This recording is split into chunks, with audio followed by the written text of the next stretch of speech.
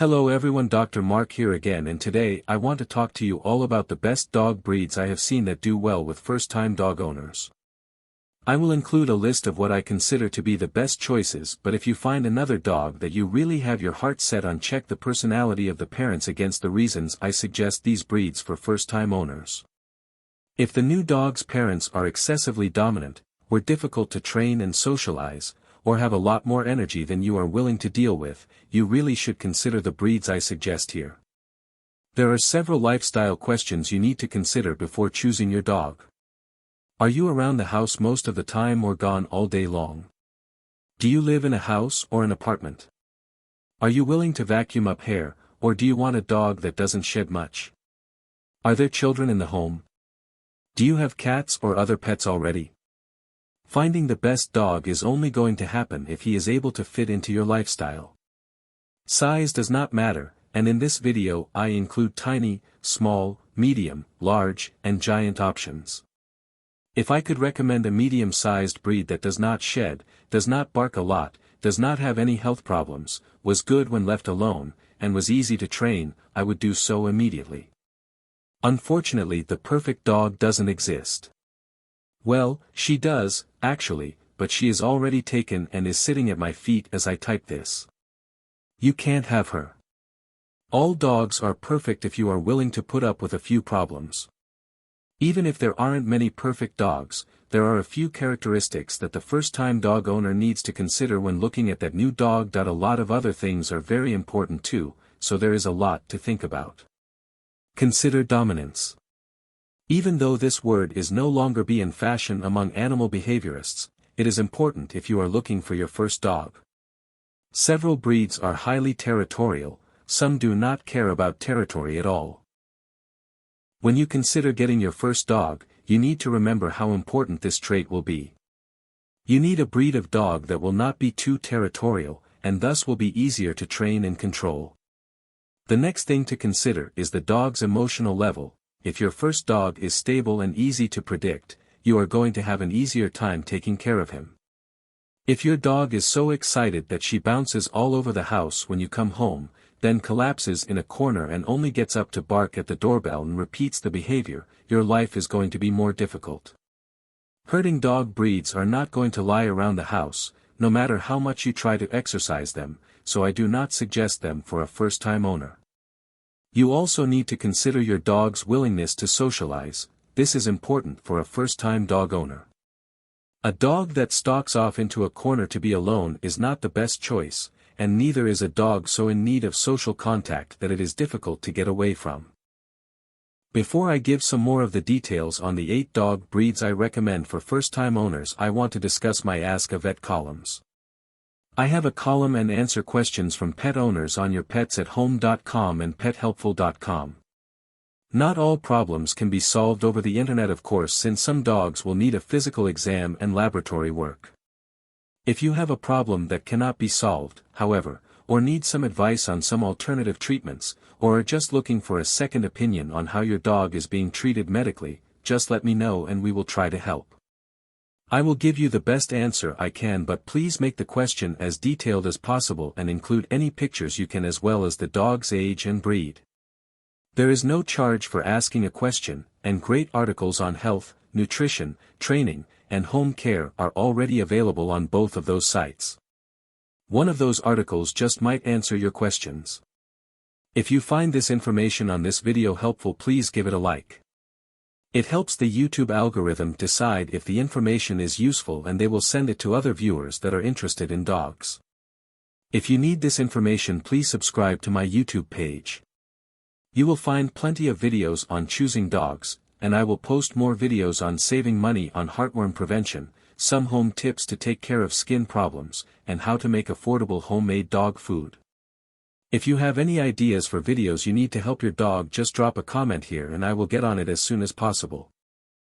Dog breeds a first-time owner should consider are the Maltese, Bichon Frisé, Japanese Chin, Beagle, Lhasa Apso, Golden Retriever and the Great Dane. These are not necessarily the best breeds in every category, as many people choose different breeds for different reasons. All of these dogs do have the characteristics that are good for first-timers. These dogs all look quite different, and are very different in height and weight, so you should be able to find a breed you like. Maltese are tiny, get along with cats, and are usually good lap dogs that do not need much exercise. They sometimes bark too much, but other than that are good in apartments and have low prey drive, so are great around other pets. Among the dogs that present with low dominance, stable emotions, fair socialization, and moderate energy, my favorite is the Maltese.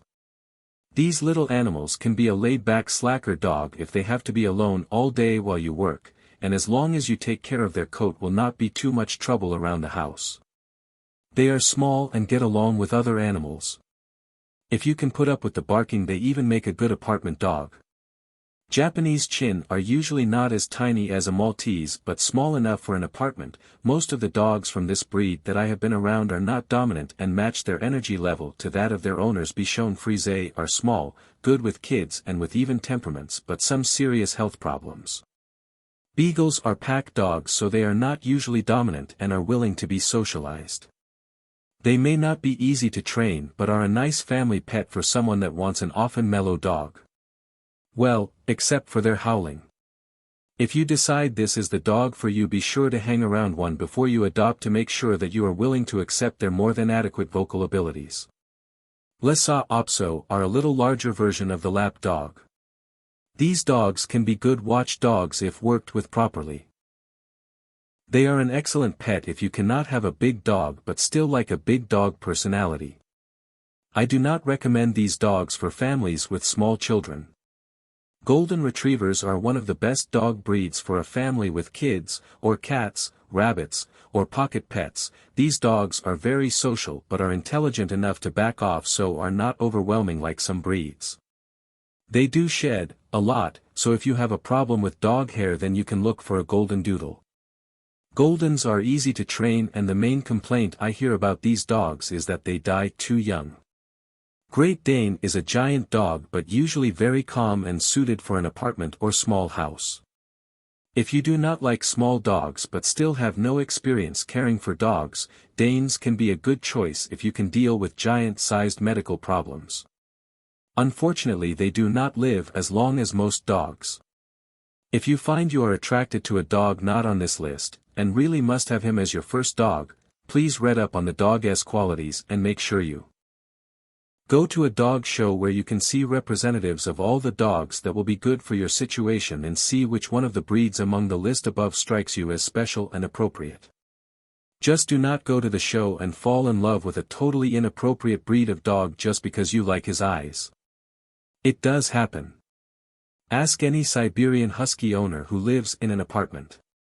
You can purchase from a breeder but should also try to contact a breed rescue that works in your area. You may be able to find an adult dog or even a puppy through a rescue. Just type the breed you are searching for and your location into your search engine. Consider finding a dog at a shelter too. Some shelters have a "no first-time owners" policy, so if they do, just turn around and walk away. If they would rather kill their dogs than find a good home, they do not need your support. If you do find a shelter, I do not recommend a first-time owner find a puppy at a shelter, since many of the dogs will be listed as lab mix, and they may not be what you need. Older dogs, however, are a great exception. A senior pet can make great calm pets for a new owner, and the shelters are always looking for homes for these dogs, since many of these dogs are unadoptable and end up being euthanized. Do not buy a puppy from a pet shop. You will be supporting a puppy mill and may end up with serious behavior problems that will turn your family off of dogs forever. Beware of the scam where the puppy mill owner agrees to deliver the puppy to you or meet you at a local parking lot. They are doing that so that you do not see the conditions in which the puppy was raised. If the breeder does not want you to see the parents and the area where the puppy was raised, something is wrong. Just because a dog is from a breed that should be great for you, you should remember that each animal is an individual and there are differences. Even among a litter, where the parents are the same and there is little genetic variability, there are differences. Discuss your needs with the breeder or shelter to make sure you are getting the right dog. Thank you for watching. I am a veterinarian with over 40 years of experience with dogs and cats, exotics, poultry, and livestock of many types. If the information in this video was helpful, please give it a like so that it can reach more viewers, and if you know any other dog families that need to know this information, please share it. Be sure to subscribe too if you want more information on dog health issues. If you prefer to read this information, you can find my articles at pethelpful.com.